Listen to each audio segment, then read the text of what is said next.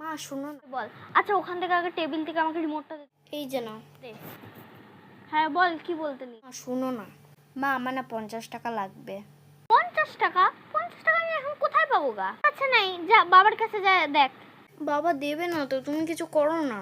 বাবা দেবে না মানে? তাহলে আমি কোথা থেকে পাবো টাকা? আমার কিন্তু এগুলা ঝামেলা কিন্তু আর ভাল লাগে না। আমাকে ম্যানেজ করে দাও না। কেমন করে ম্যানেজ করে দিব? তো 50 টাকা দিয়ে কি করবি তুই? কিছু করবো না, তুমি দাও না 50 টাকা। 10 টাকা লাগবে, 10 টাকা দিচ্ছি, 10 টাকাই রাখবি। আমি আর 1 টাকাও বেশি দিই, যে 10 টাকাটা নে, এইটাই রাখ।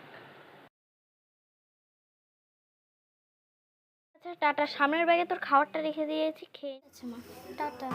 দেখি তো মার টিফিন বক্সে কি দিয়ে, 10 টাকাটা দিয়ে তো কিছুই হবে না, চাই চেক করি। হ্যাঁ, এতগুলো খুচরো পয়সা কোথা থেকে আসলো? টাটা, সামনের ব্যাগে তোর খাবারটা রেখে দিয়েছি, খেয়ে নিস। একেই বলে ইন্ডিয়ান মম।